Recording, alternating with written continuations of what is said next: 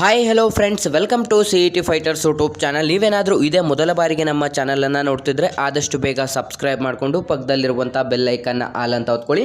ಬನ್ನಿ ಸ್ನೇಹಿತರದೀಗ ಕರ್ನಾಟಕ ಅರಣ್ಯ ಇಲಾಖೆಯಲ್ಲಿ ಖಾಲಿ ಇರುವಂಥ 11,410 ಹುದ್ದೆಗಳ ಬೃಹತ್ ಅಧಿಸೂಚನೆ ಮುಖಾಂತರ ಮಾಹಿತಿಯನ್ನು ತಿಳ್ಕೊಂಬರೋಣ.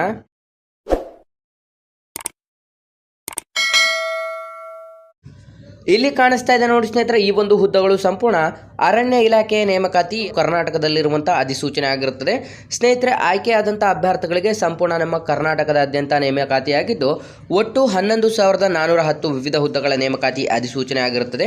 ಆಸಕ್ತ ಅಭ್ಯರ್ಥಿಗಳು ಈ ಒಂದು ಮಾಹಿತಿಯನ್ನು ಕಂಪ್ಲೀಟ್ ಆಗಿ ನೋಡಿ. ನೀವೇನಾದರೂ ಇದೇ ಮೊದಲ ಬಾರಿಗೆ ನಮ್ಮ ಚಾನಲನ್ನು ನೋಡ್ತಿದ್ರೆ ಡಿಸ್ಕ್ರಿಪ್ಷನ್ ಬಾಕ್ಸಲ್ಲಿರುವಂಥ ನಮ್ಮ ವಾಟ್ಸಪ್ ಗ್ರೂಪ್ ಮತ್ತು ಟೆಲಿಗ್ರಾಮ್ ಗ್ರೂಪ್ಗಳಿಗೆ ಜಾಯ್ನ್ ಆಗಿ. ನೀವೇನಾದರೂ ಪೊಲೀಸ್ ಕಾನ್ಸ್ಟೇಬಲ್ ಹುದ್ದೆಗಳಿಗೆ ಪ್ರಿಪರೇಷನ್ಸ್ ಮಾಡ್ಕೊತಾ ಇದ್ರೆ ಡಿಸ್ಕ್ರಿಪ್ಷನ್ ಬಾಕ್ಸಲ್ಲಿರುವಂಥ ನಮ್ಮ ಪೊಲೀಸ್ ಫೈಟರ್ಸ್ ಯೂಟ್ಯೂಬ್ ಚಾನಲ್ಗೆ ಸಬ್ಸ್ಕ್ರೈಬ್ ಮಾಡ್ಕೊಳ್ಳಿ.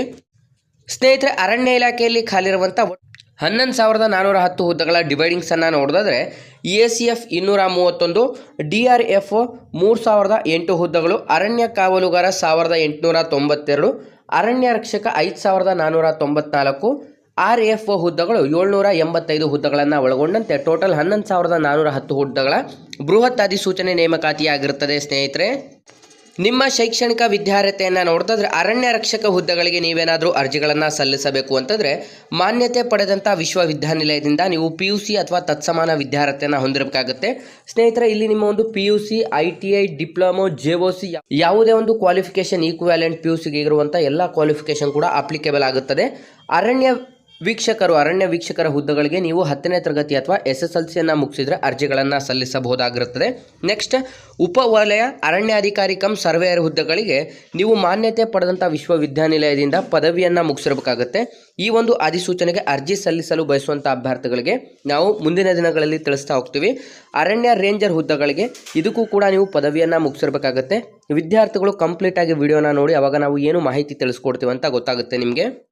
ನಿಮ್ಮ ವಯಸ್ಸಿನ ಮಿತಿಯನ್ನು ನೋಡಿದ್ರೆ ಕನಿಷ್ಠ 18 ವರ್ಷದಿಂದ ಗರಿಷ್ಠ 32 ವರ್ಷದ ಒಳಗಡೆ ಇರಬೇಕಾಗುತ್ತೆ. SC ST ವಿದ್ಯಾರ್ಥಿಗಳಿಗೆ 5 ವರ್ಷ ಏಜ್ ರಿಲ್ಯಾಕ್ಸೇಷನ್ ಮತ್ತು OBC ಕ್ಯಾಟಗರಿಯವರಿಗೆ 3 ವರ್ಷ ಏಜ್ ರಿಲ್ಯಾಕ್ಸೇಷನ್ ಕೂಡ ಇಲ್ಲಿ ನೀಡಲಾಗಿದೆ. ಸ್ನೇಹಿತರೆ, ವಯೋಮಿತಿ ಸಡಿಲಿಕೆ ಕೂಡ ಇರುತ್ತದೆ. ಆಯ್ಕೆಯಾದಂಥ ಅಭ್ಯರ್ಥಿಗಳಿಗೆ ನಿಮ್ಮ ಮಾಸಿಕ ವೇತನ 21,400 ರೂಪಾಯಿಂದ 42,000 ರೂಪಾಯಿ ಪ್ರತಿ ಮಂತ್ ವೇತನ ಆಗಿರುತ್ತದೆ. ಸ್ನೇಹಿತರೆ, ಈ ಒಂದು ಅಧಿಸೂಚನೆಗೆ ನೀವೇನಾದರೂ ಆಯ್ಕೆ ಆಗಬೇಕು ಅಂತಂದರೆ ನಿಮ್ಮ ಸೆಲೆಕ್ಷನ್ ಪ್ರೊಸೀಜರ್ ಯಾವ ರೀತಿ ಇರುತ್ತದೆ ಅಂತಂದರೆ, ಮೊದಲನೇದಾಗಿ ನಿಮಗೆ ಲಿಖಿತ ಪರೀಕ್ಷೆ, ಸಂದರ್ಶನ ಮತ್ತು ಫಿಸಿಕಲ್ ಟೆಸ್ಟ್ನ ಮೂಲಕ ಆಯ್ಕೆಯನ್ನು ಮಾಡಿಕೊಳ್ಳಲಾಗುತ್ತದೆ. ಅಭ್ಯರ್ಥಿಗಳಿಗೆ ಸಂಪೂರ್ಣ ಲಿಖಿತ ಪರೀಕ್ಷೆ ಮೂಲಕ ಈ ಒಂದು ಅಧಿಸೂಚನೆಗೆ ಆಯ್ಕೆಯನ್ನು ಮಾಡಿಕೊಳ್ಳಲಾಗುವುದು. ಆಸಕ್ತ ಅಭ್ಯರ್ಥಿಗಳು ನೀವೇನು ಮಾಡಬೇಕು ಅಂತಂದರೆ ಈ ಒಂದು ಅಧಿಸೂಚನೆಗೆ ಅರ್ಜಿ ಸಲ್ಲಿಸುವಂಥವ್ರು ಸಂಪೂರ್ಣ ಆನ್ಲೈನ್ ಮೂಲಕ ಮಾತ್ರ ಅರ್ಜಿಗಳನ್ನು ಸಲ್ಲಿಸಬೇಕಾಗಿರುತ್ತದೆ. ಆಫ್ಲೈನ್ ಅರ್ಜಿ ಇರೋದಿಲ್ಲ. ಕಂಪ್ಲೀಟ್ ಆಗಿ ನಿಮ್ಮ ಒಂದು ಅರ್ಜಿಗಳನ್ನು ನೀವು ಆನ್ಲೈನ್ ಮೂಲಕ ಮಾತ್ರ ಸಲ್ಲಿಸಬೇಕು. ರಿಕ್ವೈರ್ಡ್ ಡಾಕ್ಯುಮೆಂಟ್ಸ್ ಕೂಡ ಇಟ್ಕೋಬೇಕಾಗಿರುತ್ತೆ. ಆ ಒಂದು ಅರ್ಜಿಗಳನ್ನು ಸಲ್ಲಿಸಬೇಕಾದ್ರೆ ನಿಮ್ಮ ಏನೆಲ್ಲ ಎಜುಕೇಷನ್ ಕ್ವಾಲಿಫಿಕೇಷನ್ SSLC, PUC ಮತ್ತು ಪದವಿ ಅಂಕಪಟ್ಟಿ, SSLC ಮಾರ್ಕ್ಸ್ ಕಾರ್ಡಲ್ಲಿರುವ ಹಾಗೆಯೇ ನಿಮ್ಮ ಹೆಸರನ್ನು ನೀವು ನೋಂದಾಯಿಸಬೇಕಾಗಿರುತ್ತದೆ. ನಿಮ್ಮ ದಾಖಲಾತಿಗಳು, ಫೋಟೋ, ಸಿಗ್ನೇಚರ್, ಆಧಾರ್ ಕಾರ್ಡ್, ಈ ರೀತಿ ದಾಖಲಾತಿಗಳು ಕೂಡ ಬೇಕಾಗಿರುತ್ತದೆ.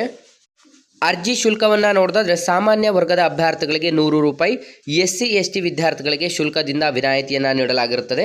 ಸ್ನೇಹಿತರೆ, ಪ್ರಮುಖ ದಿನಾಂಕಗಳನ್ನು ನೋಡಿದ್ರೆ ಈ ಒಂದು ಹುದ್ದೆಗಳು ಸಂಪೂರ್ಣ ನಿಮಗೆ ಅಪ್ಕಮಿಂಗ್ ರಿಕ್ವೈರ್ಮೆಂಟ್ಸ್ ಆಗಿರುತ್ತದೆ. ಅತಿ ಶೀಘ್ರದಲ್ಲಿ ಈ ಒಂದು ಅಧಿಸೂಚನೆಯನ್ನು ಹೊರಡಿಸಬೇಕು ಅಂತ ಇದೀಗ ಕರ್ನಾಟಕ ಸರ್ಕಾರದಿಂದ ಬಂದಿರುವಂಥ ಮಾಹಿತಿಯಾಗಿದ್ದು, ಯಾವುದೆಲ್ಲ ವಿದ್ಯಾರ್ಥಿಗಳು ವಿಡಿಯೋಸ್ನ ನೋಡ್ತಾ ಇದ್ರೆ ಈ ಒಂದು ಅಧಿಸೂಚನೆ ಬಂದಾಗ ನಾವು ನಿಮಗೆ ಮಾಹಿತಿಯನ್ನು ತಿಳಿಸ್ತೀವಿ.